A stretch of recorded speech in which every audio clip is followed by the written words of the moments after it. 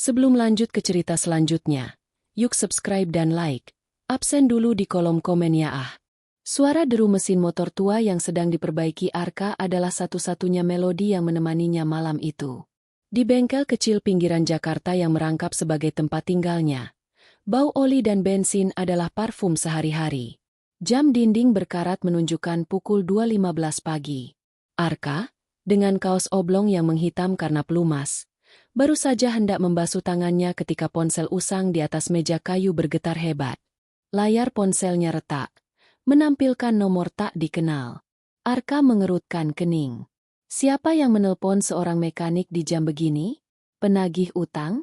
Atau pelanggan yang mogok di jalan tol? Ia menggeser tombol hijau. Halo, bengkel Arka di sini. Kalau mau servis, silakan datang jam 9 pagi. Ucapnya datar. Suara seraknya menunjukkan kelelahan yang luar biasa. Arka Mahendra. Suara di seberang sana berat, tegas, dan memiliki otoritas yang membuat bulu kuduk Arka meremang. Tidak ada basa-basi. Saya Kolonel Aditya. Saya bicara atas nama markas besar. Arka tertawa kecil, sebuah tawa getir yang kering. Maaf, Pak, Anda salah sambung.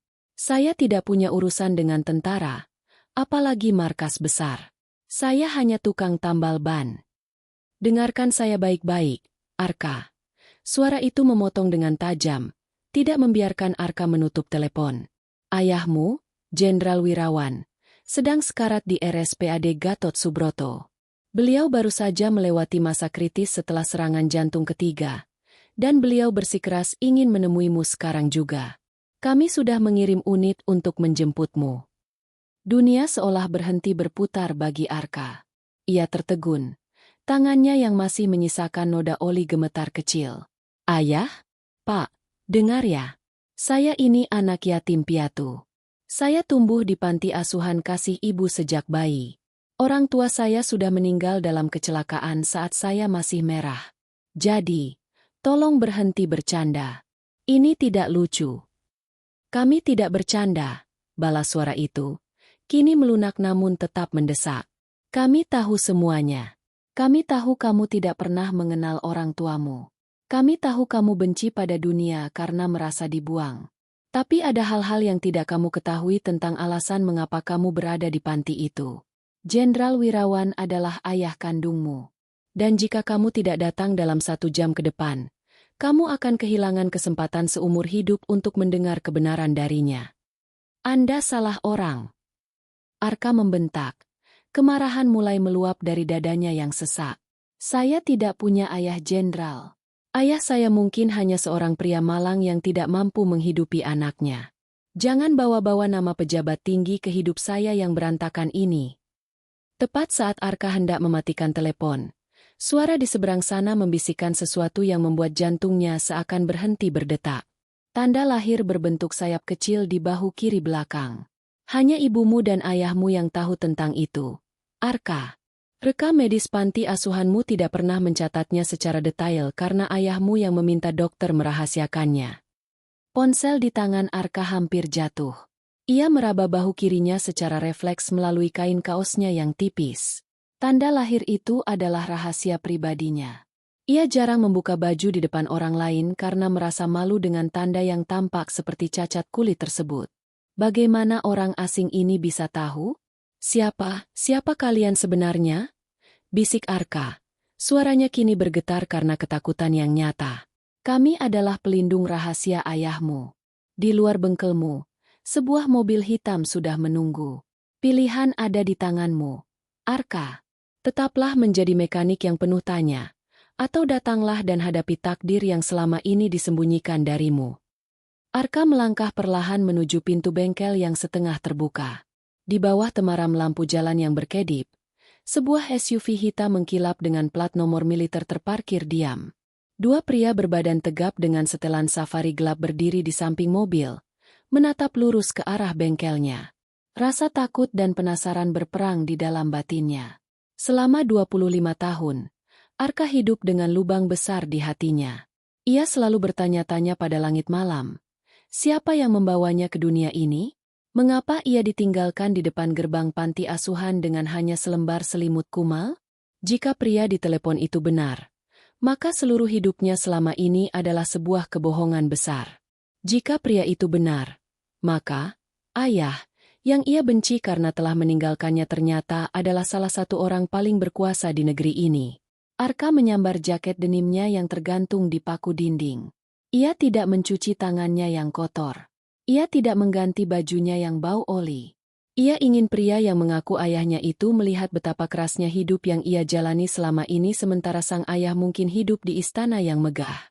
Ia melangkah keluar, mengunci pintu bengkelnya dengan tangan gemetar.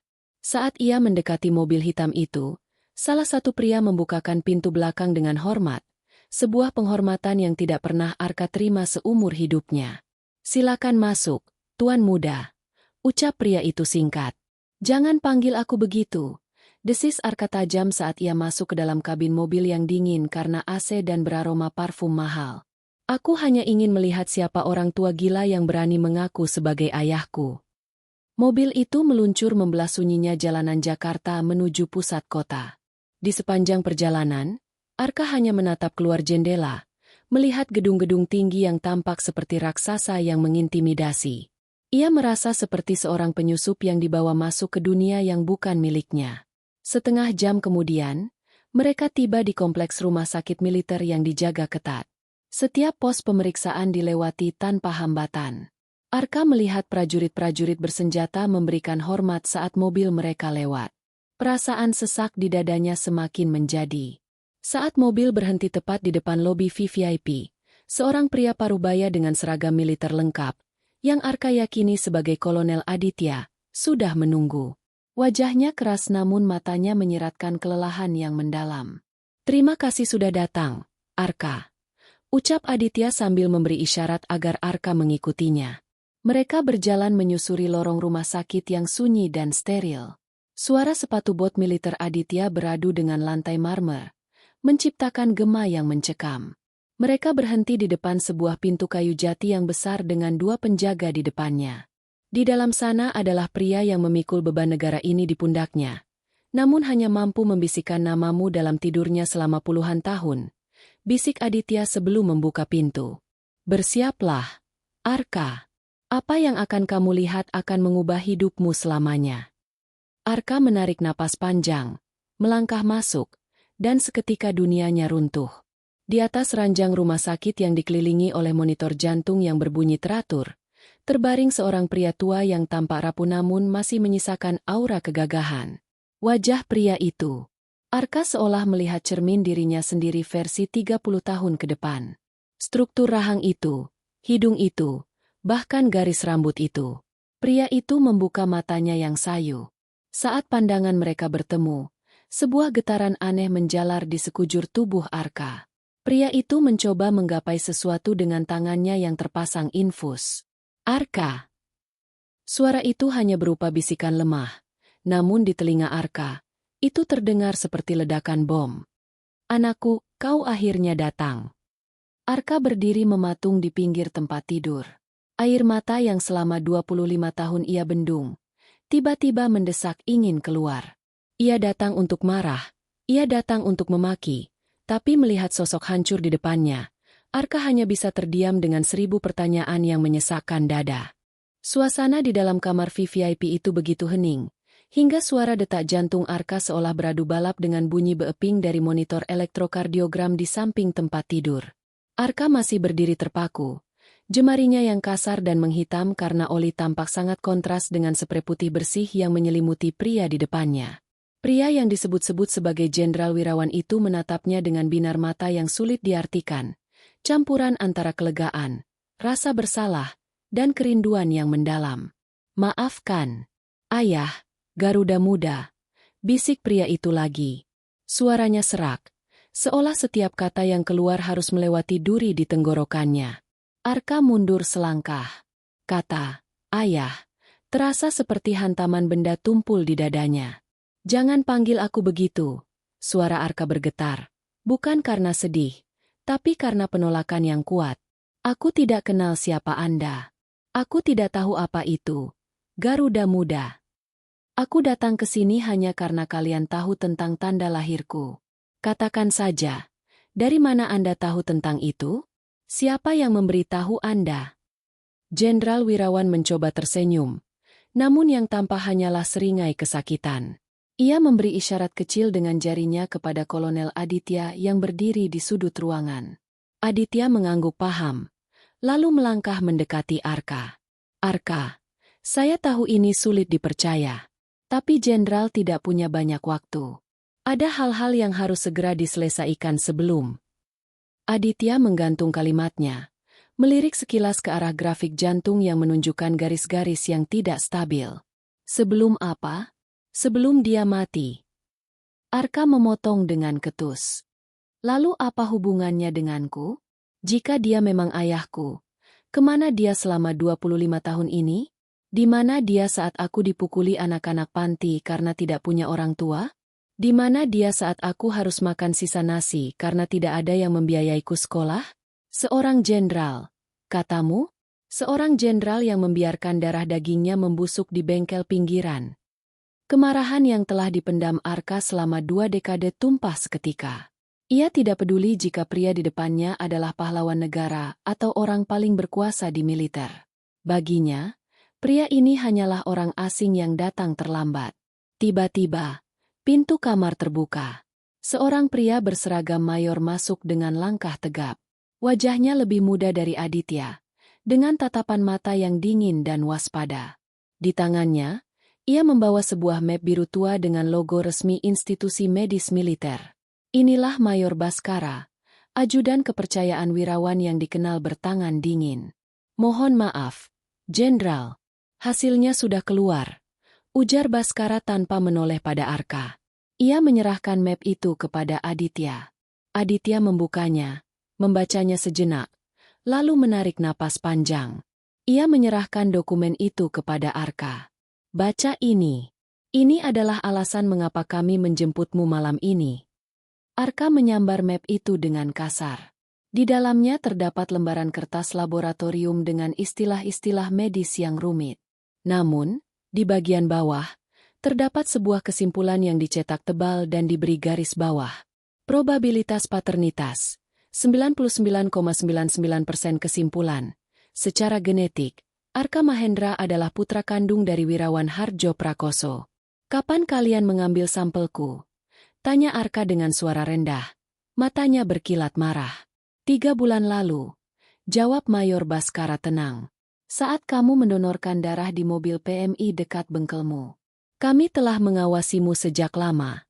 Arka, Jenderal memerintahkan kami untuk menjagamu dari jarak jauh, tanpa pernah mengusik kehidupanmu. Sampai akhirnya, kondisi kesehatan beliau memburuk dan musuh-musuh politiknya mulai mencium keberadaanmu. Arka merasa kepalanya berputar. Jadi, selama ini hidupnya yang ia kira sunyi dan tak diperhatikan, ternyata berada di bawah lensa mikroskop militer. Ia merasa seperti binatang buruan yang baru menyadari keberadaan pemburunya. Kenapa baru sekarang? Arka menatap Jenderal Wirawan yang kini memejamkan mata, seolah berjuang melawan rasa sakit yang hebat. Karena sekarang kamu dalam bahaya. Suara Wirawan kembali terdengar. Kali ini lebih tegas meski sangat pelan. Dulu, ayah membuangmu bukan karena tidak sayang. Ayah mengirimu ke panti, agar mereka tidak bisa menemukanmu. Ibumu, mereka membunuh ibumu, Arka. Dan jika mereka tahu kamu masih hidup saat itu, kamu pun akan berakhir di liang lahat yang sama. Arka terdiam. Kata, pembunuhan, mengubah nada percakapan ini dari drama keluarga menjadi sesuatu yang jauh lebih gelap. Siapa mereka? Wirawan tidak menjawab. Ia justru terbatuk hebat hingga darah merembes dari sudut bibirnya. Alat monitor berbunyi melengking, membuat para perawat dan dokter yang bersiaga di luar segera berhamburan masuk. Arka didorong menjauh oleh para perawat. Keluar! Biarkan dokter bekerja. Perintah Baskara sambil menarik lengan Arka. Arka terseret keluar ke lorong rumah sakit yang dingin. Di luar, ia melihat pemandangan yang tak kalah mengejutkan. Lorong yang tadinya sepi, kini dipenuhi oleh pria-pria berbadan tegap dengan pakaian sipil namun memiliki tonjolan senjata di balik jas mereka. Di ujung lorong, Sekelompok orang berpakaian formal, beberapa di antaranya Arka kenali dari berita di televisi sebagai pejabat tinggi, tengah berbicara dengan nada tinggi kepada petugas keamanan. "Siapa mereka semua?" tanya Arka pada Baskara. "Mereka adalah keluarga dan rekan kerja ayahmu," jawab Baskara dengan nada sinis. "Mereka datang bukan untuk menjenguk orang sakit, tapi untuk memastikan apakah surat wasiat sudah ditandatangani atau belum.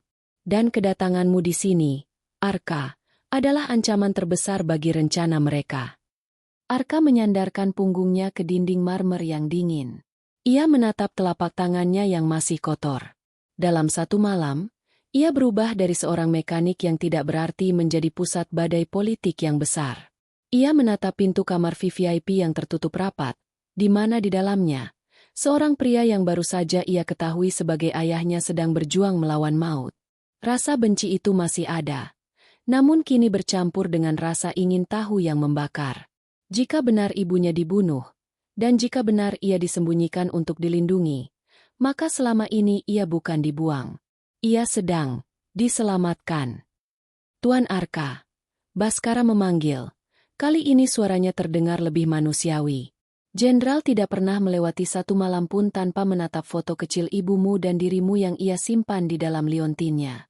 Dia mungkin bukan ayah yang baik secara fisik, tapi dia menghabiskan seluruh hidupnya untuk memastikan musuh-musuhnya tidak pernah menyentuh bengkel kecilmu itu." Arka memalingkan wajah, menyembunyikan matanya yang mulai memerah. "Aku tidak butuh perlindungan. Aku bisa menjaga diriku sendiri. Dengan kunci Inggris dan obeng." Baskara tersenyum tipis, sebuah senyum yang meremehkan sekaligus menantang. "Musuh ayahmu menggunakan peluru, media, dan hukum sebagai senjata. Kamu tidak akan bertahan satu hari pun di dunia ini jika kamu tidak menerima siapa dirimu sebenarnya." Tepat saat itu, dokter keluar dari ruangan dengan wajah pucat. Ia menggelengkan kepala ke arah Kolonel Aditya. Arka merasa jantungnya berhenti berdetak sesaat. Jenderal ingin bicara dengan Arka. "Sendirian. Ini mungkin yang terakhir," ucap dokter itu lirih. Baskara dan Aditya memberikan jalan. Arka melangkah masuk dengan kaki yang terasa seberat timah. Di dalam, suasana terasa begitu sakral. Jenderal Wirawan tampak lebih tenang, seolah ia sudah menerima apa yang akan terjadi. Arka mendekat, duduk di kursi samping tempat tidur. Kali ini, ia memberanikan diri menyentuh tangan pria tua itu. Tangan itu terasa dingin. "Katakan padaku," bisik Arka. "Siapa yang membunuh ibu?" Wirawan membuka matanya, menatap Arka dengan sisa-sisa kekuatan terakhirnya. Ia meraih tangan Arka, menuntunnya untuk mendekat ke telinganya. "Bukan siapa tapi apa," bisik Wirawan tersengal. "Cari Garuda Hitam. Di dalam flash disk, di balik foto ibumu di rumah tua. Kuncinya ada pada Baskara." Suara itu menghilang, digantikan oleh suara panjang yang monoton dari monitor jantung. Garis hijau di layar itu kini berubah menjadi datar. "Jenderal? Pak?" Arka mengguncang bahu pria itu. "Jangan pergi dulu. Jelaskan padaku, siapa Garuda Hitam?" Namun tidak ada jawaban. Jenderal Wirawan, pria yang baru saja Arka ketahui sebagai ayahnya, telah pergi, membawa separuh dari rahasia yang baru saja ia buka. Pintu terbuka keras. Orang-orang di lorong mulai merangsek masuk. Arka berdiri, menghapus air mata dengan punggung tangannya yang kotor. Ia melihat orang-orang berpakaian mahal itu menatapnya dengan pandangan penuh kebencian dan kecurigaan. Arka menyadari satu hal, ia tidak punya waktu untuk berduka. Perang yang dimulai ayahnya puluhan tahun lalu, kini secara resmi menjadi perangnya. Dan dia, si mekanik dari pinggiran kota, baru saja mewarisi seluruh musuh dari orang paling kuat di negeri ini.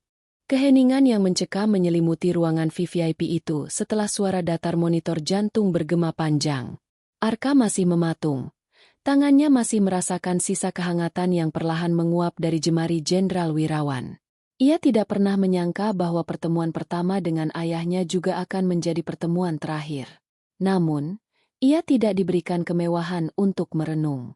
Pintu besar itu tersentak terbuka. Serombongan orang masuk dengan langkah terburu-buru, menciptakan suasana hiruk-pikuk yang kontras dengan kedamaian kematian sang jenderal.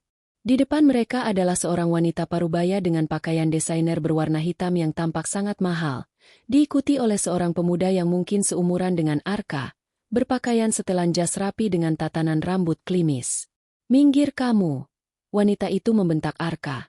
Bahunya menyenggol Arka dengan kasar seolah ia hanya tumpukan sampah yang menghalangi jalan. Wanita itu adalah Ratna, istri kedua Jenderal Wirawan yang dinikahinya 10 tahun setelah ibu Arka dinyatakan hilang.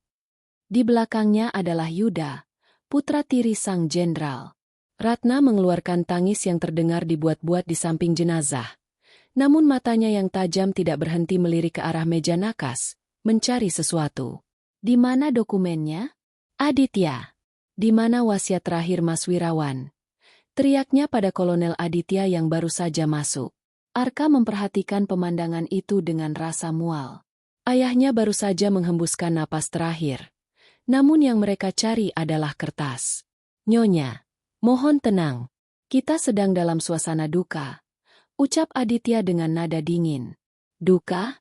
Tentu saja aku berduka. Tapi aku juga harus memastikan masa depan keluarga ini." Ratna menoleh. Matanya terpaku pada Arka. Ia menatap kaos oblong Arka yang kotor dan wajahnya yang kusut. "Dan siapa ini? Mengapa ada tukang bengkel di ruangan pribadi jenderal? Baskara, kenapa kau membiarkan orang rendahan masuk ke sini?" Mayor Baskara melangkah maju, berdiri tepat di samping Arka. Posisi tubuhnya menunjukkan perlindungan yang jelas. "Ini adalah Arka Mahendra, Nyonya, putra kandung dan ahli waris tunggal dari garis keturunan sah Jenderal Wirawan." Ruangan itu mendadak senyap. Yuda, yang sedari tadi hanya diam, kini menatap Arka dengan tatapan yang bisa membunuh. "Jangan bercanda, Mayor. Ayah tidak punya anak lain selain aku. Meski aku anak tiri, aku adalah satu-satunya yang diakui negara. Siapa gelandangan ini?" Arka mengepalkan tinjunya. "Aku juga tidak ingin ada di sini, Tuan Muda," desis Arka. "Tapi pria di sana itu baru saja mati dengan menyebut namaku, bukan namamu." Ratna tertawa sinis, sebuah tawa yang penuh kebencian. "Oh, aku mengerti. Ini skenario kalian, kan? Mencari orang yang mirip di jalanan untuk menguasai aset Wirawan? Jangan harap. Aku akan menuntut kalian semua." "Hasil DNA ada di tangan saya, Nyonya," balas Baskara tenang, meski matanya berkilat tajam. Dan sesuai perintah terakhir Jenderal sebelum beliau kehilangan kesadaran sepenuhnya, Arka adalah prioritas pertama dalam protokol pengamanan. Ketegangan itu pecah ketika Kolonel Aditya mendekati Arka dan berbisik, "Kita harus pergi dari sini. Mereka hanya gangguan kecil, musuh yang sebenarnya sedang bergerak di luar." Aditya dan Baskara menggiring Arka keluar dari ruangan melalui pintu belakang yang biasanya digunakan oleh staf medis. Di lorong yang gelap, Baskara menyerahkan sebuah benda kecil yang terbungkus kain beludru hitam. "Ini kunci yang beliau maksud," bisik Baskara. "Dan ini." Ia menyerahkan sebuah ponsel dengan enkripsi militer. "Jangan gunakan ponsel lamamu lagi. Mereka sudah menyadapnya." "Siapa mereka?" tanya Arka sambil menerima benda-benda itu. "Dan apa itu Garuda Hitam?" Baskara berhenti melangkah, menatap Arka dengan serius. "Garuda Hitam bukan sebuah nama, Arka. Itu adalah sandi untuk operasi gelap pembersihan internal yang dilakukan 25 tahun lalu. Ibumu adalah jurnalis investigasi yang tanpa sengaja memegang daftar nama pejabat yang terlibat. Ayahmu mencoba menyelamatkannya dengan menyembunyikannya. Tapi ia gagal. Kamu adalah satu-satunya barang bukti yang tersisa dari integritas ayahmu." Mereka sampai di area parkir bawah tanah. Sebuah mobil taktis anti peluru sudah menunggu dengan mesin yang menyala. "Kemana kalian membawaku?" "Ke tempat di mana Jenderal menyimpan kebenaran," jawab Aditya. "Rumah tua di pinggiran Bogor. Tempat yang bahkan istri keduanya pun tidak tahu keberadaannya."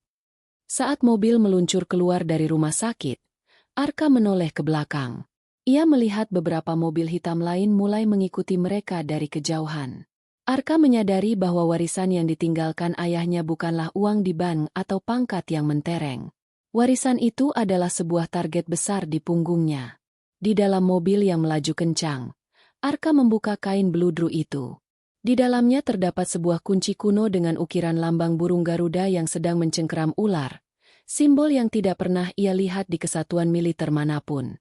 Di balik kunci itu, terukir sebuah tanggal, 17 Agustus 1999. Tanggal kelahirannya. Setetes air mata akhirnya jatuh di pipi Arka.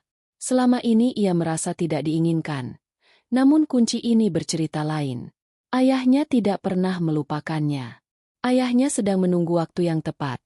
Namun maut datang lebih cepat. Arka, panggil Baskara, memecah lamunan pemuda itu. Siapkan dirimu. Setelah kita sampai di rumah tua, tidak ada jalan kembali. Kamu bukan lagi Arka si mekanik. Kamu adalah kunci untuk meruntuhkan kekuasaan orang-orang yang merasa diri mereka dewa di negeri ini. Arka menggenggam kunci itu erat-erat. Rasa takutnya mulai berganti menjadi amarah yang terkendali. Jika pria tua di rumah sakit itu telah memberikan segalanya untuk melindunginya selama 25 tahun, maka Arka akan memberikan segalanya untuk menuntaskan apa yang telah dimulai ayahnya. Jalankan mobilnya lebih cepat, ucap Arka dingin. Aku ingin tahu siapa yang harus kubayar untuk kematian ibuku. Perjalanan menuju Bogor dilakukan dalam diam yang mencekam. Mobil taktis itu melaju membelah kegelapan malam, menghindari jalan tol utama dan memilih rute-rute tikus yang hanya diketahui oleh personel intelijen. Arka memperhatikan Mayor Baskara yang terus memantau layar tablet di pangkuannya. Titik-titik merah menunjukkan posisi kendaraan yang mencoba membuntuti mereka tadi kini telah berpencar, tertipu oleh kendaraan pengalih yang dikirim Kolonel Aditya. Kita hampir sampai, ucap Baskara pelan saat mobil mulai menanjak ke arah kaki Gunung Salak. Mobil berhenti di depan sebuah pagar kayu tinggi yang tertutup tanaman merambat. Di balik pagar itu berdiri sebuah rumah kolonial tua yang tampak tak terawat. Namun sistem keamanannya ternyata sangat modern. Saat gerbang terbuka otomatis, Arka melihat kamera-kamera pengawas yang tersembunyi di balik pepohonan pinus. Rumah ini tidak ada dalam sertifikat aset Jenderal Wirawan, jelas Baskara sambil turun dari mobil. Secara hukum, rumah ini milik seorang warga sipil fiktif. Ini adalah tempat persembunyian terakhir yang beliau siapkan untukmu. Mereka melangkah masuk. Debu tipis menutupi perabotan kayu jati yang kokoh. Arka merasakan aura dingin yang berbeda di sini. Bukan dingin karena udara pegunungan, melainkan dingin karena rahasia yang tersimpan di dalam dinding-dindingnya. Baskara menuntun Arka menuju sebuah ruang kerja di lantai 2. Di dindingnya, tergantung sebuah lukisan besar seorang wanita yang sangat cantik dengan kebaya putih, menggendong seorang bayi. Arka tertegun. Ia tidak perlu bertanya siapa wanita itu. Mata wanita di lukisan itu, mata yang teduh namun berapi-api, adalah mata yang sama dengan yang ia lihat di cermin setiap pagi. Itu ibumu, Sinta Mahendra. Suara Baskara melunak. Dia bukan hanya istri jenderal. Dia adalah jurnalis paling berbahaya di masanya. Baskara kemudian menunjuk ke arah bingkai foto kecil di sudut meja kerja. Gunakan kuncimu di belakang bingkai itu. Arka mendekat. Di balik bingkai foto perak itu, terdapat lubang kunci kecil yang sangat samar. Dengan tangan gemetar, ia memasukkan kunci dengan ukiran Garuda mencengkeram ular tersebut. Klik. Sebuah laci rahasia terbuka di bawah meja, menampilkan sebuah kotak besi kecil. Di dalamnya, terdapat sebuah flash disk baja berwarna hitam dan sebuah buku harian yang sampulnya sudah mulai mengelupas. Jenderal memintaku menyerahkan ini padamu hanya jika beliau sudah tiada, kata Baskara. Aku akan menunggu di luar. Ini adalah waktumu bersama mereka. Setelah Baskara keluar dan menutup pintu, Arka duduk di kursi kayu besar milik ayahnya. Ia menyalakan laptop tua yang tersedia di meja, lalu memasukkan flash disk tersebut. Sebuah video otomatis terputar. Layar menampilkan sosok Jenderal Wirawan, namun versi yang jauh lebih muda, mungkin sekitar 10 tahun yang lalu. Ia mengenakan seragam dinas harian. Tampak gagah namun wajahnya menyimpan beban berat. Arka, jika kamu menonton ini, berarti aku telah gagal melindungimu dengan kehadiranku. Aku minta maaf karena harus membuatmu tumbuh besar di tempat yang keras tanpa tahu siapa dirimu. Wirawan di video itu menarik napas panjang. Ibumu, Sinta, tidak tewas karena kecelakaan remblong seperti yang diberitakan. Dia dibunuh karena dia memegang daftar Garuda Hitam, sebuah konsorsium perwira dan pengusaha yang menjual kedaulatan negara demi tambang emas di wilayah konflik. Aku adalah bagian dari mereka awalnya. Sampai aku bertemu ibumu dan dia menyadarkanku tentang arti pengabdian yang sebenarnya. Arka merasa dadanya sesak. Ia melihat ayahnya di video itu mengusap air mata. Aku mencoba membawa daftar itu ke pengadilan. Tapi mereka lebih cepat. Mereka meledakkan mobil ibumu. Aku hanya sempat menyelamatkanmu. Aku menyembunyikanmu di panti asuhan dengan identitas baru karena aku tahu, di dekatku, kamu hanyalah sasaran empuk. Selama 25 tahun aku berpura-pura menjadi bagian dari mereka, mengumpulkan bukti dari dalam, menunggu saat yang tepat untuk menghancurkan mereka semua. Video itu kemudian berganti menjadi deretan dokumen yang dipindai. Nama-nama besar muncul di layar. Arka terkejut melihat nama-nama yang sering ia lihat di baliho politik dan berita televisi. Di urutan paling atas, dilingkari dengan tinta merah, adalah sebuah nama, Prasetyo Sudirja, Menteri Pertahanan yang sekarang. Arka berbisik pada dirinya sendiri. Tak percaya. Arka membuka buku harian ibunya. Di halaman terakhir, terdapat tulisan tangan yang terburu-buru. Wirawan bilang mereka sudah di depan gerbang. Aku menitipkan Arka pada sistem yang dia buat. Jika terjadi sesuatu padaku, biarlah darahku menjadi tinta untuk menuliskan kebenaran. Arka, jangan pernah takut pada kegelapan, karena di sanalah bintang bersinar paling terang. Di bawah tulisan itu, terdapat sebuah peta koordinat yang menuju ke sebuah bank tua di Jakarta Pusat, tempat yang disebutkan ayahnya di rumah sakit sebagai tempat penyimpanan, kotak Pandora. Tiba-tiba, suara ledakan kecil terdengar dari lantai bawah, diikuti oleh rentetan tembakan. Arka tersentak. Alarm rumah berbunyi melengking. Pintu kamar terbuka kasar dan Baskara masuk dengan senapan serbu di tangannya. "Mereka menemukan kita," teriak Baskara. "Seseorang mengkhianati koordinat rumah ini. Kita harus keluar lewat jalur bawah tanah." "Siapa mereka?" Arka menyambar flash disk dan buku harian ibunya. "Pasukan Hitam Prasetyo. Mereka tidak akan membiarkanmu membawa bukti itu keluar dari sini." Baskara menarik Arka menuju lemari buku yang ternyata adalah pintu rahasia. "Selamat datang di kehidupan barumu, Arka. Sekarang kamu tahu kenapa ayahmu menyembunyikanmu. Kebenaran yang kamu pegang jauh lebih mematikan daripada peluru manapun." Saat mereka menuruni tangga gelap menuju terowongan bawah tanah, Arka menoleh ke belakang untuk terakhir kalinya ke arah lukisan ibunya. Rasa takutnya kini telah menguap sepenuhnya, digantikan oleh api dendam yang murni. Dia bukan lagi anak yatim piatu yang malang. Dia adalah putra dari seorang martir dan seorang jenderal yang berkhianat demi kebenaran. Dan dia tidak akan berhenti sampai setiap nama di daftar itu membayar apa yang telah mereka lakukan 25 tahun lalu. Bau tanah basah dan mesiu menyengat lubang hidung Arka saat ia dan Baskara merangkak keluar dari lubang drainase yang tersembunyi 1 kilometer dari rumah tua itu.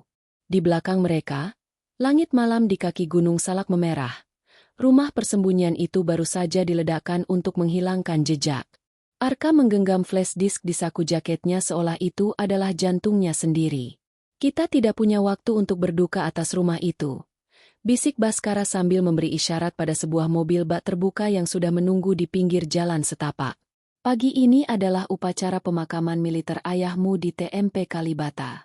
Itu adalah tempat paling berbahaya, sekaligus tempat paling aman bagimu untuk muncul." "Kenapa harus muncul di sana?" tanya Arka, mencoba menstabilkan napasnya yang memburu. "Mereka baru saja mencoba membunuhku. Muncul di pemakaman sama saja dengan menyerahkan leher ke Algojo." Baskara menyalakan mesin mobil. Di pemakaman itu akan ada kamera media, pejabat negara, dan rakyat. Jika kamu muncul di sana sebagai putra mahkota wirawan, mereka tidak bisa membunuhmu di depan umum tanpa memicu skandal nasional. Itu adalah satu-satunya tamengmu saat ini. Pengakuan publik. Pagi harinya, Jakarta diselimuti mendung tipis. Taman Makam Pahlawan Kalibata dipenuhi oleh barisan seragam kebesaran dan karangan bunga yang mengular hingga ke jalan raya. Arka berdiri di dalam mobil van hitam yang terparkir beberapa ratus meter dari gerbang. Baskara membantunya mengenakan setelan jas hitam yang pas di tubuhnya. Sebuah kontras drastis dari kaos mekanik yang biasa ia pakai. Ingat, Arka. Baskara membenahi kerah jas Arka. Jangan bicara pada pers. Jangan tunjukkan emosi. Cukup berdiri di samping peti jenazah saat prosesi terakhir. Biarkan dunia melihat wajahmu. Saat Arka melangkah keluar dari mobil dan berjalan menuju area pemakaman, kerumunan mendadak senyap. Bisikan-bisikan mulai menjalar seperti api di padang rumput kering. Para fotografer jurnalis segera mengarahkan lensa mereka pada sosok pemuda asing yang berjalan dengan dagu tegak di samping Mayor Baskara. Di barisan depan, tepat di bawah tenda utama, Ratna dan Yuda sedang duduk dengan raut wajah yang dipaksakan sedih. Saat melihat Arka, wajah Ratna berubah pucat pasi sebelum kemudian memerah karena amarah. Ia berdiri, hendak melabrak Arka, namun langkahnya terhenti oleh kehadiran Kolonel Aditya yang berdiri seperti tembok karang di depan Arka. "Apa-apaan ini?" desis Ratna dengan suara rendah yang penuh bisa.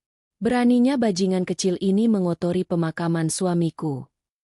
Dia punya hak lebih besar dari siapapun di sini, Nyonya," balas Aditya tanpa ekspresi.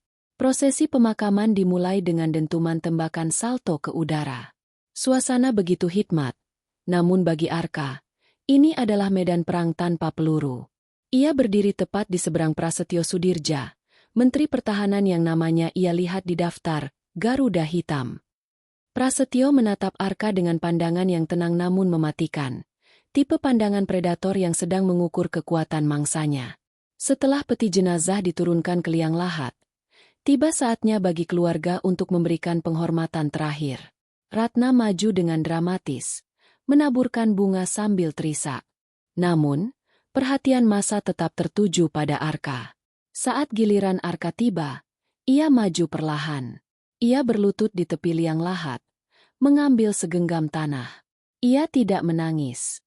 Di kepalanya, ia mendengar suara ayahnya di video. "Garuda muda, tuntaskan ini. Aku tahu apa yang mereka lakukan pada ibu." Bisik Arka sangat pelan, hampir tak terdengar, tepat saat ia melepaskan tanah itu ke atas peti. "Dan aku berjanji, mereka tidak akan tidur nyenyak mulai malam ini."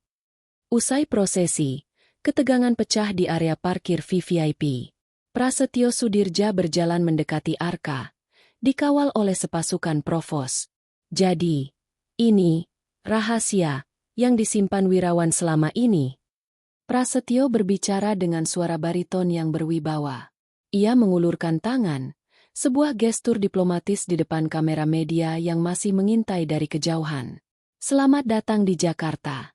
Nak, ayahmu adalah pria yang hebat, meski terkadang ia terlalu banyak berimajinasi tentang musuh yang tidak ada." Arka menatap tangan yang terulur itu. Tangan yang mungkin telah memberikan perintah untuk menghancurkan hidupnya 25 tahun lalu. Arka tidak menyambut tangan itu. Ia justru menatap lurus ke mata Prasetyo. "Ayahku tidak berimajinasi, Pak Menteri," jawab Arka tenang namun tajam. "Beliau hanya sangat teliti dalam menyimpan catatan. Saya baru saja mulai membacanya, dan sejauh ini, ceritanya sangat menarik." Mata Prasetyo menyipit. Ada kilat ancaman di sana. "Hati-hati, Arka. Jakarta adalah kota yang keras bagi mereka yang suka membaca cerita yang salah. Terkadang, orang bisa tersesat dan tidak pernah ditemukan. Saya sudah terbiasa tersesat di bengkel yang gelap. Pak, saya tahu cara mencari jalan keluar," balas Arka. Prasetyo mendengus kecil, lalu berbalik pergi tanpa kata lagi. Namun, Arka tahu ini baru permulaan. Saat ia hendak kembali ke mobil, Yuda mencegatnya. Pemuda itu mencengkeram kerah jas Arka dengan kasar. "Dengar ya, anak haram. Kamu mungkin bisa membodohi para tentara tua ini dengan tes DNA palsu. Tapi jangan harap kamu bisa menyentuh 1 rupiah pun dari harta ayahku. Aku akan memastikan kamu membusuk di penjara atau diselokan. Arka melepaskan cengkeraman Yuda dengan satu gerakan teknis yang cepat, memelintir pergelangan tangan Yuda hingga pemuda manja itu mengaduh kesakitan. Harta! Arka berbisik di telinga Yuda. Ambil saja uangnya. Aku tidak butuh. Yang aku inginkan adalah nama baik ibuku kembali, dan kalian semua meminta maaf di atas lutut kalian. Katakan pada ibumu, permainan baru saja dimulai. Arka melangkah masuk ke dalam mobil van bersama Baskara. Saat mobil mulai bergerak meninggalkan kompleks pemakaman, Arka melihat di kaca spion. Ratna, Yuda, dan Prasetyo berdiri di sana, membentuk sebuah barisan musuh yang solid. Kamu baru saja menabuh genderang perang di depan seluruh negeri, ucap Baskara sambil memeriksa senjata apinya. Bagus, jawab Arka dingin. Aku ingin mereka tahu bahwa mangsa yang mereka cari selama 25 tahun ini sudah tumbuh besar, dan sekarang giliranku yang berburu. Hujan deras mengguyur Jakarta, seolah langit ingin mencuci sisa tanah makam yang masih menempel di sepatu Arka. Di dalam mobil van yang melaju menembus kemacetan, Arka tidak melepaskan pandangannya dari buku harian ibunya. Lembaran-lembaran yang menguning itu bukan sekadar catatan harian, melainkan peta menuju lubang kelinci yang sangat dalam. Bank itu namanya Bank Batavia International, ucap Arka memecah keheningan. Sebuah bank swasta tua di kawasan kota tua yang sudah dilikuidasi sejak krisis 98, tapi gedung arsipnya masih ada. Ibu menulis bahwa kebenaran disimpan di tempat yang waktu berhenti berputar. Mayor Baskara mengangguk. Matanya tetap waspada pada spion. Gedung itu sekarang dimiliki oleh sebuah yayasan cangkang. Secara resmi, itu hanya gudang dokumen tua. Tapi intelijen jenderal pernah mencatat adanya pengawalan sipil bersenjata di sana setiap akhir pekan. Itu aneh untuk sebuah gudang kosong. Mereka tiba di kawasan kota tua saat tengah malam. Bangunan-bangunan kolonial yang menjulang tinggi tampak seperti raksasa yang sedang tidur. Mobil berhenti di sebuah lorong sempit, jauh dari jangkauan lampu jalan yang masih berfungsi. Aku akan masuk lewat jalur ventilasi belakang, kata Arka. Baskara, kau bilang aku harus belajar bertahan hidup. Biarkan aku yang melakukan ini sendiri. Jika seorang jenderal bisa masuk ke sini tanpa terdeteksi, seorang mekanik yang biasa merayap di bawah kolong bus pasti bisa melakukannya lebih baik. Baskara sempat ragu, namun akhirnya menyerahkan sebuah alat komunikasi kecil dan senter taktis. Kau punya waktu 30 menit sebelum patroli mereka berputar kembali. Jika dalam 40 menit kau tidak keluar, aku akan meratakan tempat ini. Arka memanjat pipa air yang berkarat dengan kelincahan yang lahir dari tahun-tahun bekerja di bengkel. Tubuhnya atletis dan tangannya kuat. Ia berhasil masuk melalui jendela lantai 3 yang engselnya sudah rapuh. Di dalam, bau kertas tua dan lembab menyerang indranya.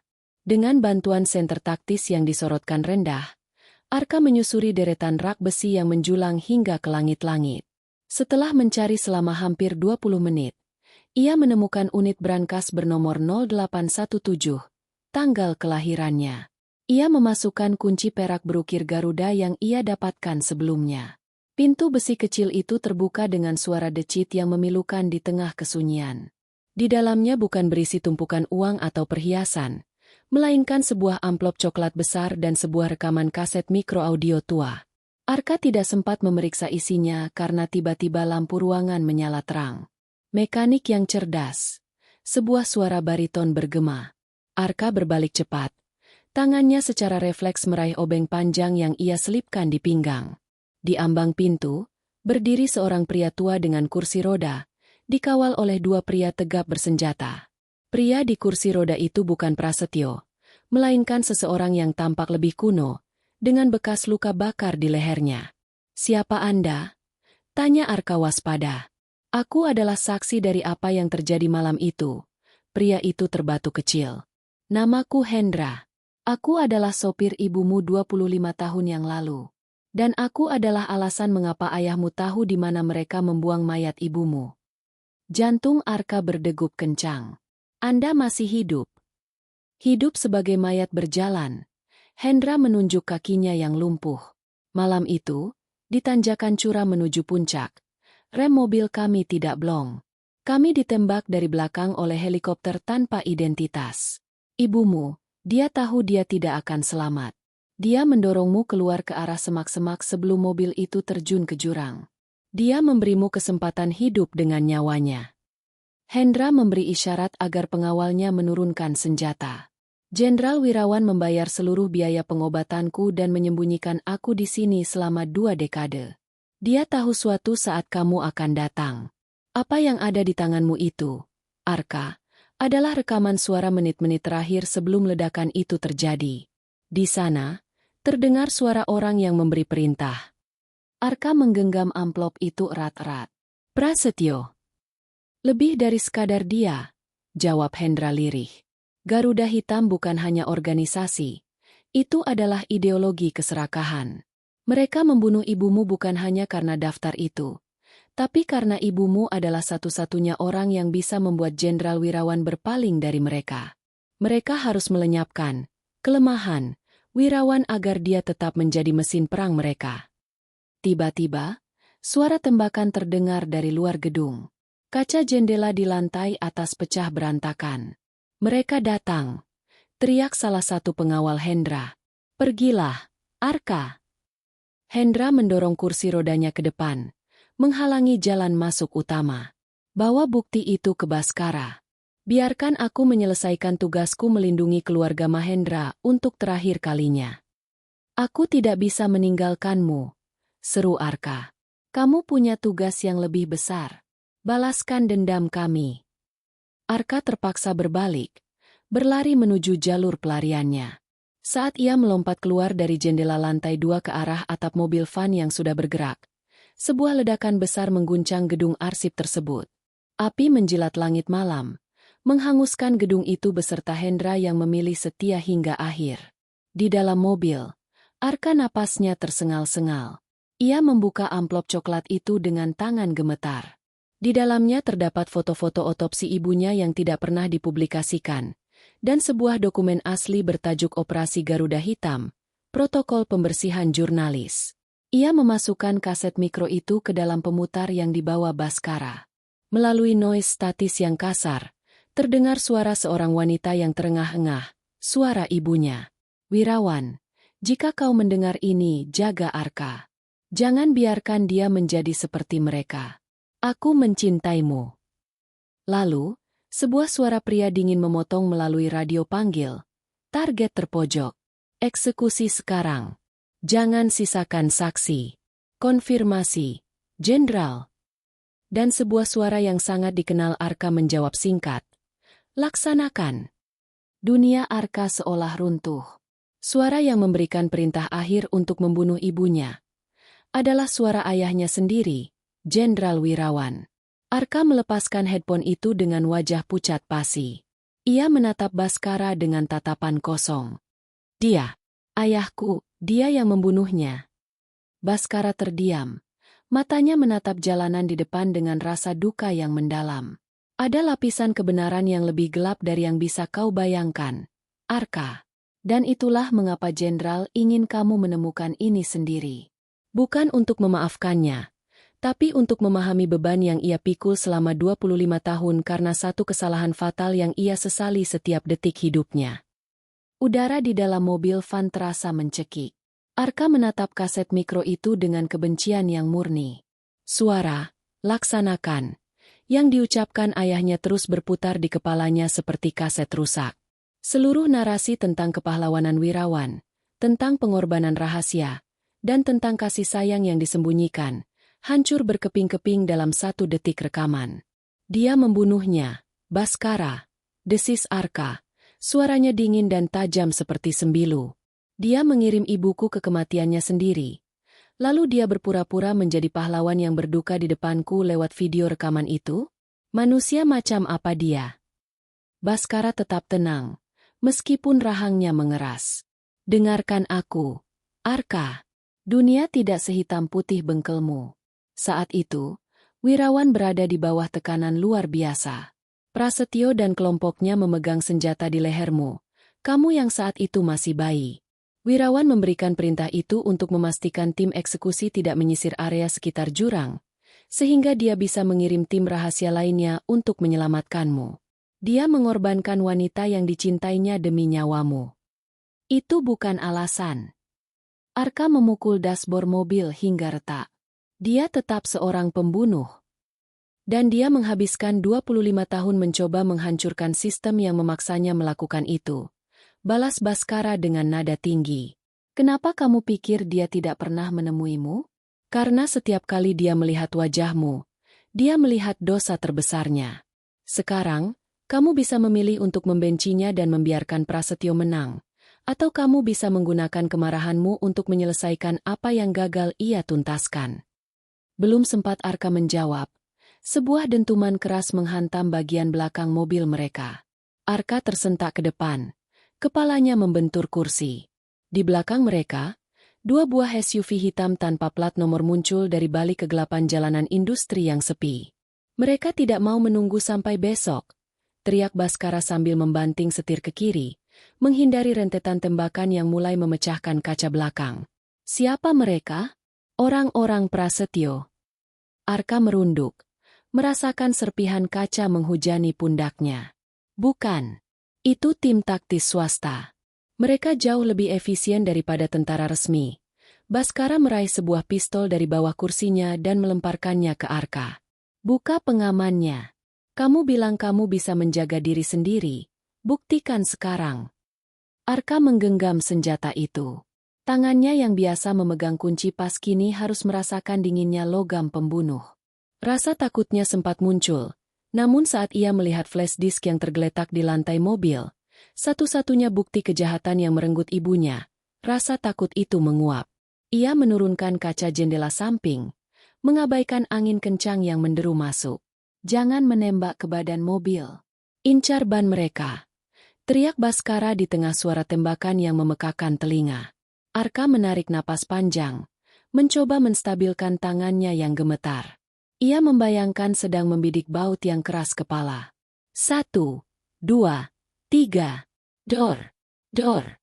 Peluru pertama meleset, menghantam aspal. Namun peluru kedua mengenai lampu depan salah satu SUV. Arka menggeram. Ia kembali membidik. Di tengah guncangan mobil yang hebat, ia merasakan koneksi aneh dengan senjata itu. Seolah insting ayahnya yang ia benci mulai bangkit dalam darahnya. Dor! Ban depan SUV kiri meledak. Mobil itu terpelintir hebat, menabrak pembatas jalan dan terguling berkali-kali sebelum akhirnya meledak dalam kobaran api yang membumbung tinggi. Bagus, Garuda muda, seru Bhaskara. Namun, SUV kedua tidak menyerah. Mereka mendekat, mencoba menjepit van mereka ke arah tembok gudang tua di sisi jalan. Salah seorang penembak muncul dari sunroof, mengarahkan senapan mesin ringan. Tunduk. Bhaskara menginjak rem secara mendadak. Mobil van mereka melambat drastis, membuat SUV lawan melesat ke depan. Bhaskara kemudian memutar setir 180 derajat, melakukan gerakan J-turn yang sempurna. Kini mereka berhadapan muka dengan muka. Bhaskara tidak melambat. Ia justru menginjak gas sedalam-dalamnya. Apa yang kau lakukan? Kita akan tabrakan, teriak Arka. Mereka akan menghindar. Mereka punya instruksi untuk menangkapmu hidup-hidup. Tapi aku tidak punya instruksi untuk membiarkan mereka hidup. Bhaskara berteriak dengan mata yang berkilat gila. Benar saja, pada detik terakhir, pengemudi SUV lawan panik dan membanting setir ke kanan. Mobil mereka terperosok ke dalam parit besar di pinggir jalan dan terjepit di sana. Bhaskara menghentikan mobil. Ia keluar dengan tenang, mendekati SUV yang ringsek itu, dan melepaskan beberapa tembakan ke arah tangki bensin. Ia kembali ke van tepat sebelum SUV itu meledak. Arka terduduk lemas di kursinya. Pistol masih di tangannya. Ia menatap tangannya sendiri yang kini tidak hanya kotor oleh oli, tapi juga oleh bau mesiu. Selamat, Arka. Kamu baru saja melewati inisiasi pertamamu, ucap Bhaskara sambil mengatur napas. Ia menatap Arka dengan serius. Sekarang kamu tahu, mereka tidak akan berhenti. Prasetyo tahu kamu memegang rekaman itu. Dia tahu bahwa jika rekaman itu bocor, bukan hanya karirnya yang hancur, tapi seluruh struktur Garuda Hitam akan runtuh. Arka menatap keluar jendela, ke arah api yang menyala di kegelapan malam. Ia menyadari satu hal yang menyakitkan. Ia tidak bisa kembali menjadi mekanik. Dunia lamanya sudah terbakar habis bersama rumah tua di Bogor. Kita perlu tempat yang aman untuk membedah isi flash disk ini secara total, kata Arka. Suaranya kini terdengar lebih dewasa dan tegas. Dan aku tahu satu tempat yang tidak akan pernah mereka duga. Di mana? Bengkelku. Di bawah lantai ruang kerja ada bunker tua yang kubangun untuk menyimpan cadangan mesin ilegal. Tidak ada GPS yang bisa melacaknya. Dan tidak ada militer yang akan mencari anak jenderal di gang sempit yang bau sampah. Baskara tersenyum tipis. Ide yang bagus. Tapi sebelum itu, kita harus mengganti mobil ini. Dan Arka, tentang ayahmu. Jangan bahas dia lagi, potong Arka. Aku tidak melakukannya untuk dia. Aku melakukannya untuk wanita yang dia biarkan mati. Aku akan menggunakan semua yang dia tinggalkan untuk menghancurkan semua orang yang terlibat malam itu. Termasuk menghancurkan warisan namanya jika perlu. Saat van itu melaju menuju pinggiran Jakarta, Arka menggenggam kunci Garuda di kantongnya. Ia baru saja menyadari bahwa untuk mengalahkan iblis, ia mungkin harus menjadi iblis yang lebih besar. Dan darah Jenderal Wirawan di nadinya siap untuk memberikan kekuatan itu. Malam di pinggiran Jakarta terasa lebih pekat dari biasanya. Arka dan Baskara meninggalkan mobil van mereka di sebuah tempat pembuangan sampah besar dan berganti menggunakan sepeda motor butut milik salah satu informan Baskara. Mereka merayap masuk ke kawasan gang sempit tempat bengkel Arka berada. Bau oli, asap knalpot, dan air got yang menggenang menyambut Arka. Sebuah aroma yang biasanya memberikan rasa tenang, namun kini terasa seperti jebakan yang siap menerkam. Bengkel Arka Jaya tampak gelap gulita. Garis polisi yang dipasang setelah kepergian Arka malam itu sudah robek tertiup angin. Arka mematikan mesin motor beberapa blok sebelum sampai. Lalu berjalan kaki mengendap di balik bayang-bayang tembok kusam. Ada yang tidak beres, bisik Arka sambil menahan langkah Baskara. Lampu jalan di depan bengkel mati. Itu lampu otomatis, seharusnya menyala. Baskara mengeluarkan sensor panas dari saku jaketnya. Ia memindai area bengkel. Ada 2 tanda panas di dalam. Satu di lantai bawah dekat meja kerja. Satu lagi di lantai 2. Mereka sangat diam.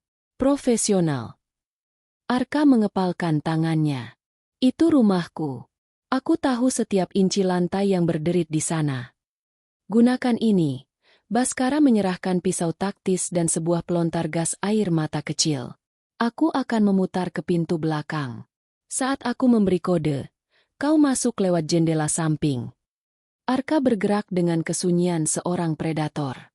Ia memanjat tumpukan ban bekas dan masuk melalui jendela kecil di ruang ganti. Benar saja, di tengah kegelapan, ia melihat siluet seorang pria yang sedang membongkar lemari bukunya. Pria itu menggunakan pemindai elektronik, mencari ruang rahasia yang memang ada di sana. Dengan gerakan yang sudah ia latih di kepalanya berkali-kali, Arka menerjang. Ia tidak menggunakan senjata api. Ia menggunakan berat tubuhnya dan kunci Inggris besar yang tergeletak di meja untuk menghantam tengkuk pria itu. Buk! Pria itu tersungkur tanpa sempat bersuara. Di saat yang sama, suara perkelahian terdengar dari lantai atas. Baskara telah melakukan tugasnya. Arka segera berlari menuju meja kerja utamanya. Ia menggeser sebuah mesin bubut tua yang berat, menekan tuas tersembunyi, dan sebuah lubang di lantai terbuka. Baskara! Cepat! Seru Arka. Baskara turun dari lantai 2 sambil menyeret seorang pria yang sudah pingsan. Hanya Keroco. Mereka tim pencari dari faksi Yuda, bukan pasukan Prasetyo. Amatir, tapi merepotkan. Mereka masuk ke dalam bunker bawah tanah setinggi 2 meter yang hanya seluas kamar kos.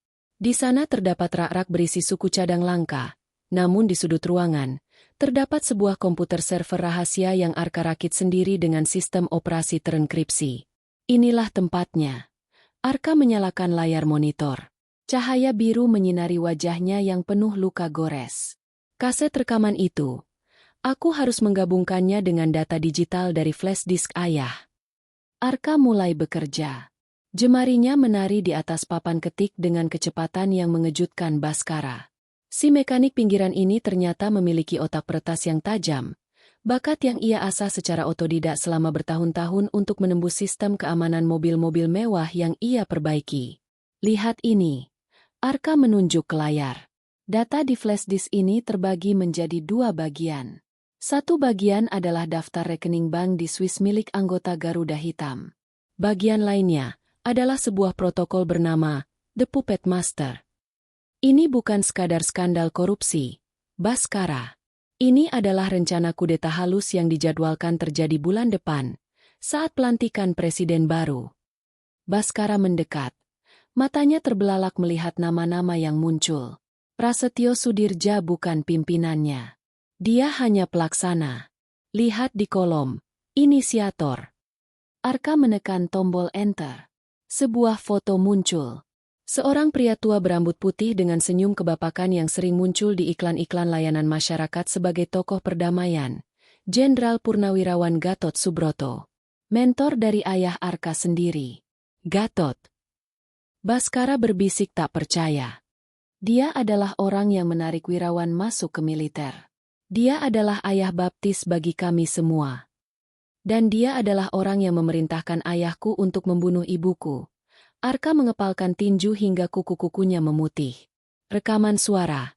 Laksanakan. Itu, ayahku mengucapkannya kepada Gatot. Ayahku terjebak dalam sumpah setia yang mematikan. Gatot mengancam akan meledakkan panti asuhan tempatku berada jika ayah tidak melenyapkan ibuku.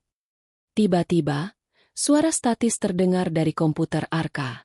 Sebuah transmisi masuk secara paksa, membajak layar monitor.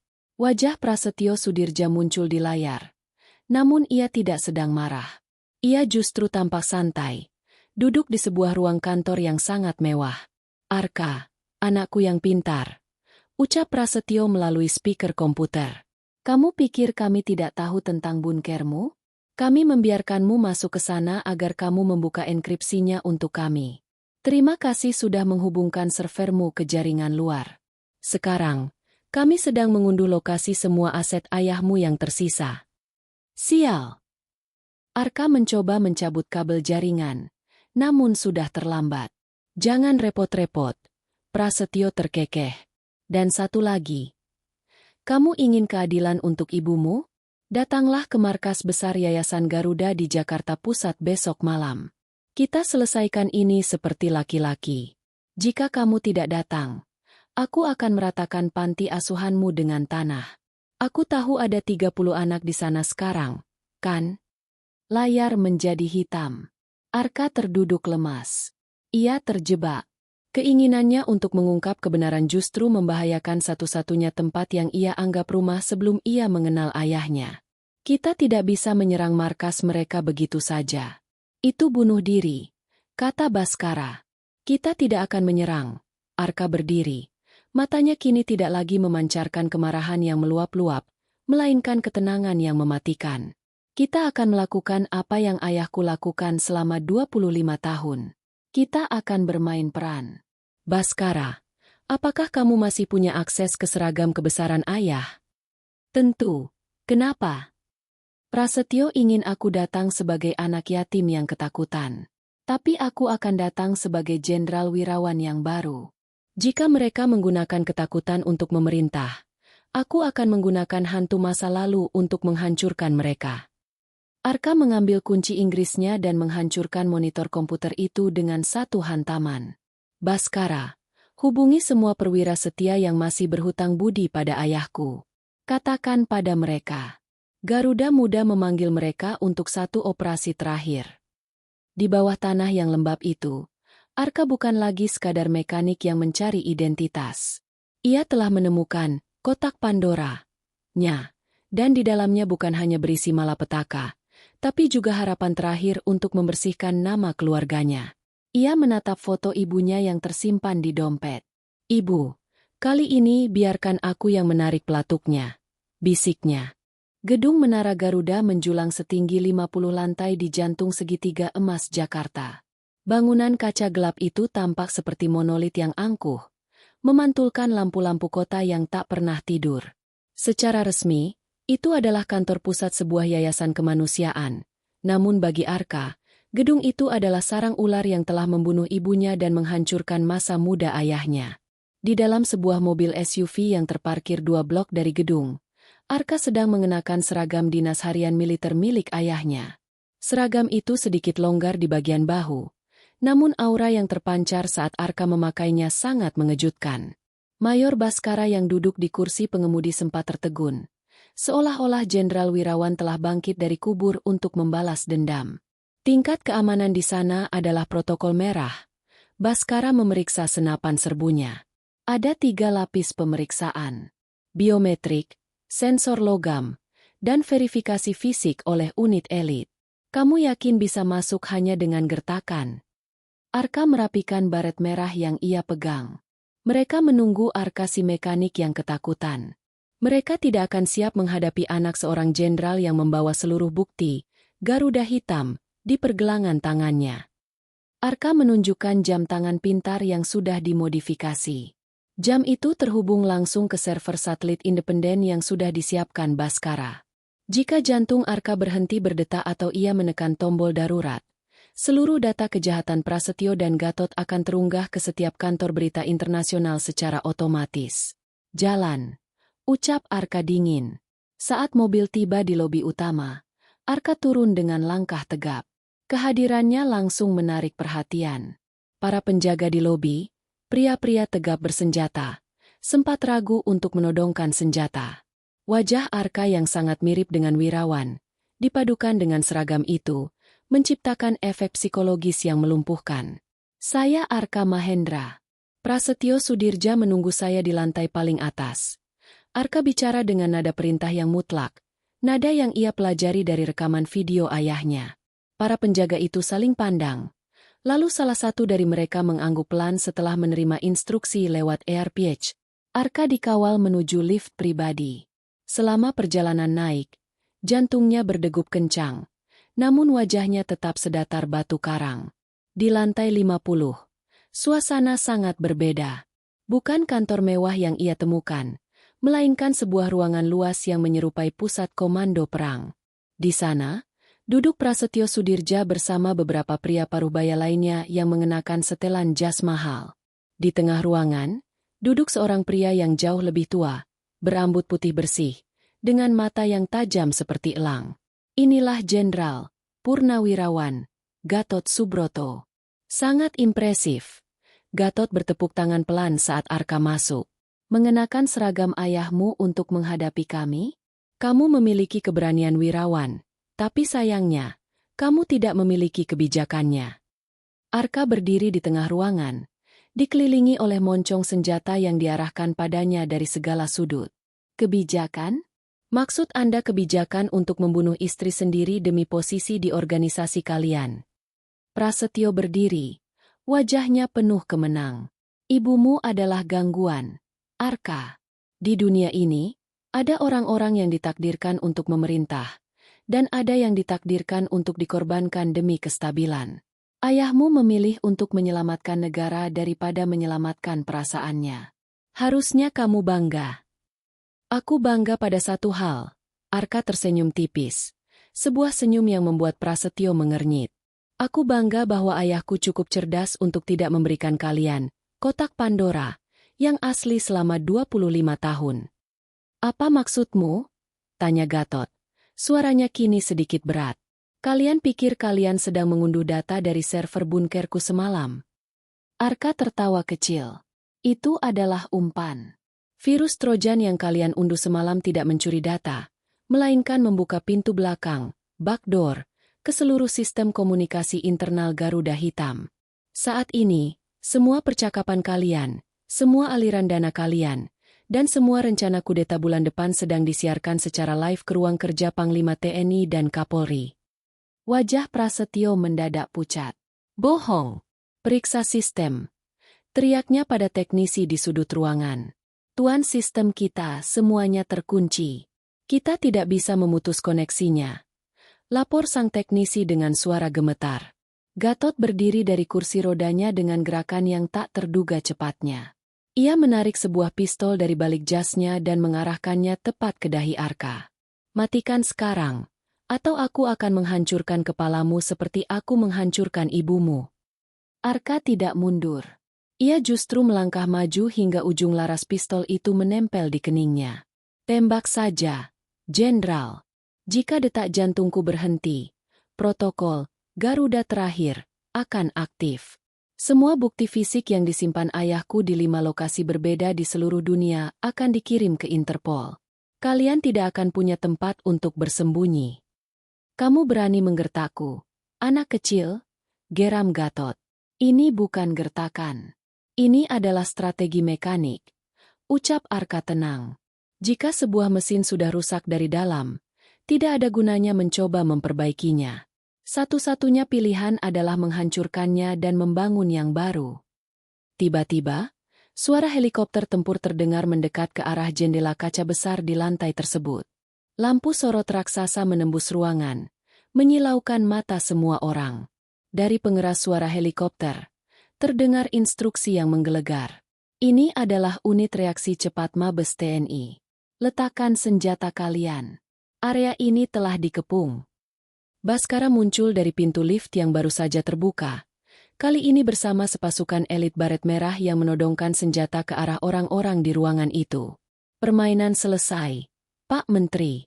Jenderal Gatot. Ucap Bhaskara tegas. Prasetyo terjatuh di kursinya, menyadari bahwa kekuasaan yang ia bangun selama puluhan tahun runtuh dalam hitungan menit di tangan seorang anak muda yang ia remehkan sebagai tukang bengkel. Gatot masih menempelkan pistolnya di dahi Arka. Tangannya gemetar. Wirawan, dia benar-benar melatihmu menjadi senjata yang mematikan. Bisiknya pahit. Dia tidak melatihku. Balas Arka sambil menurunkan perlahan tangan Gatot yang memegang pistol. Dia hanya memberiku alasan untuk melawan. Dan alasan itu adalah cinta yang kalian remehkan. Gatot akhirnya menjatuhkan senjatanya. Pasukan elit segera merangsek masuk dan memborgol semua orang di ruangan itu. Arka berdiri diam di tengah kekacauan itu, menatap keluar jendela ke arah lampu-lampu Jakarta yang kini tampak sedikit lebih cerah. Bhaskara mendekati Arka dan menepuk bahunya. Kamu melakukannya, Arka. Ibumu pasti sangat bangga. Arka melepas baret merah di kepalanya. Aku tidak melakukannya untuk pujian, Bhaskara. Aku melakukannya agar tidak ada lagi anak yang harus tumbuh dewasa dengan pertanyaan siapa orang tuanya karena keserakahan orang-orang seperti mereka. Namun, di tengah kemenangan itu, Arka melihat sebuah tablet di meja yang masih menyala. Sebuah pesan masuk ke perangkat milik Prasetyo dari nomor yang tidak dikenal. Proyek Garuda Hitam hanyalah cabang. Pohon utamanya masih berdiri. Sampai jumpa di babak berikutnya, Tuan Muda. Arka menatap pesan itu dengan mata menyipit. Perang ini ternyata jauh lebih besar dari yang ia bayangkan. Debu-debu kemenangan perlahan mengendap di lantai 50 menara Garuda. Aroma mesiu dan ketakutan digantikan oleh suara langkah sepatu bot militer yang tertata rapi saat para petinggi Garuda Hitam digiring keluar dalam borgol baja. Prasetyo Sudirja berjalan dengan kepala tertunduk, sementara Gatot Subroto hanya menatap kosong ke lantai. Harga dirinya hancur berkeping-keping. Arka berdiri di balkon gedung, membiarkan angin malam Jakarta yang kencang menyapu wajahnya. Seragam jenderal wirawan yang ia kenakan kini terasa lebih ringan, meski beban sejarah yang dibawanya jauh lebih berat. Di bawah sana, kerlip lampu biru dan merah dari ratusan mobil polisi dan ambulans menciptakan siluet kota yang sedang dibersihkan dari kankernya. Semua bukti sudah diamankan. Suara Bhaskara terdengar dari belakang. Mayor itu kini tampak jauh lebih rileks, meski luka gores di pipinya masih mengeluarkan sedikit darah. Rekening-rekening Swiss itu sudah dibekukan oleh otoritas internasional. Para perwira yang terlibat sudah ditahan di garnisun terpisah. Malam ini, Indonesia bernapas lebih lega. Arka membalikkan badannya, menatap Bhaskara dengan tatapan yang kini jauh lebih dalam dan tenang. Pesan di tablet itu, Bhaskara. Pohon utamanya masih berdiri. Apa artinya? Bhaskara menarik napas panjang. Ia melangkah mendekati pagar balkon. Dunia kekuasaan adalah seperti hutan hujan, Arka. Kamu baru saja menebang pohon-pohon besar yang menghalangi cahaya, tapi akarnya menjalar ke seluruh dunia. Ada konsorsium internasional yang mendanai Garuda Hitam. Namun, untuk saat ini, mereka akan mundur ke dalam bayangan. Mereka tahu bahwa anak wirawan bukan mangsa yang mudah. Arka terdiam sejenak. Lalu ia merogoh saku jasnya dan mengeluarkan kunci Garuda yang selama ini ia genggam. Baskara, aku tidak akan mengambil pangkat ini. Aku juga tidak akan mengambil harta ayahku untuk diriku sendiri. Apa maksudmu? Kamu adalah ahli waris tunggal. Seluruh aset properti, saham, dan kekuasaan ayahmu adalah milikmu secara hukum. Baskara tampak terkejut. Aku seorang mekanik, Arka tersenyum tipis. Sebuah senyum tulus yang jarang ia perlihatkan. Tanganku lebih cocok memegang kunci pas daripada memegang tongkat komando. Jika aku masuk ke dalam sistem ini untuk menjadi seperti mereka, maka perjuangan ibu akan sia-sia. 1 minggu kemudian, sebuah konferensi pers besar digelar di depan markas panti asuhan tempat Arka dibesarkan. Puluhan kamera media menyorot Arka yang kini tidak lagi memakai seragam militer, melainkan kemeja putih sederhana dengan lengan yang digulung. Di depan publik, Arka mengumumkan keputusannya. Seluruh kekayaan Jenderal Wirawan, yang nilainya mencapai triliunan rupiah, diserahkan sepenuhnya untuk pembentukan Yayasan Sinta Mahendra. Yayasan itu bukan hanya untuk anak yatim piatu, tetapi juga untuk perlindungan jurnalis investigasi dan bantuan hukum bagi rakyat kecil yang tertindas oleh kekuasaan. Ayah saya adalah seorang jenderal yang hidup dalam bayang-bayang dosa. Arka bicara dengan suara yang mantap di depan mikrofon. Tapi di detik terakhirnya, ia memilih untuk menjadi seorang manusia. Kekayaan ini adalah darah dan air mata, dan hari ini, saya mengembalikannya kepada pemilik aslinya, rakyat. Setelah acara selesai, Arka kembali ke bengkel tuanya di pinggiran kota. Garis polisi sudah dilepas. Ia membuka pintu rolling door yang berderit, menghirup bau oli yang akrab. Baginya, ini adalah rumah yang sesungguhnya. Namun, ia tahu hidupnya tidak akan pernah benar-benar sama lagi. Di pojok bengkel, sebuah mobil tua yang tertutup debu, mobil yang pernah ia coba perbaiki sebelum telepon misterius itu datang, kini sudah berdiri tegak. Baskara muncul dari balik pintu belakang, membawa sebuah tas diplomatik hitam. Aku tahu kamu ingin kembali hidup normal, kata Baskara. Tapi Panglima dan Dewan Keamanan Nasional meminta satu hal darimu. Mereka tidak ingin kamu jadi jenderal, tapi mereka butuh kamu sebagai konsultan bayangan. Seseorang yang berada di luar sistem, yang bisa melihat kerusakan saat orang dalam terlalu buta untuk melihatnya. Arka menerima tas itu, membukanya, dan melihat sebuah lencana perak dengan simbol Garuda yang sedang terbang tinggi, bukan mencengkeram ular, melainkan membawa selembar kertas. Simbol kebenaran. Aku punya syarat, kata Arka. Apa? Aku tetap akan membuka bengkel ini setiap hari Senin sampai Jumat.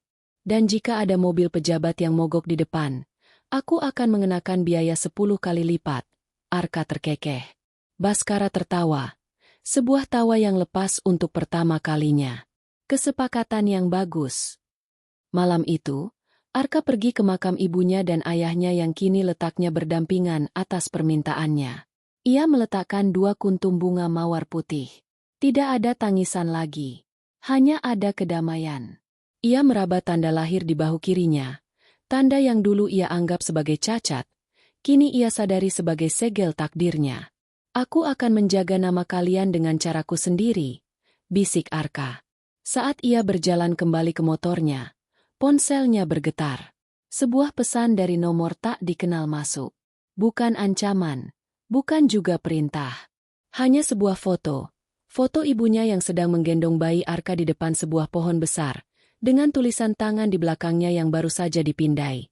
Tumbuhlah dengan kuat, Garuda kecilku. Dunia menantimu. Arka tersenyum, mengenakan helmnya, dan memacu motornya menembus kegelapan malam. Ia bukan lagi anak yatim yang hilang. Ia bukan lagi tukang bengkel yang merasa dibuang. Ia adalah penjaga kebenaran di balik bayang-bayang kota. Seseorang pernah menelponnya dan mengatakan ayahnya seorang jenderal. Ternyata, Dia salah. Ayahnya adalah seorang pejuang yang terluka, dan kini, Arkalah yang akan menyelesaikan perjuangan itu, tanpa seragam, tanpa pangkat, hanya dengan tangan yang kotor oleh oli dan hati yang murni oleh keadilan. Tamat.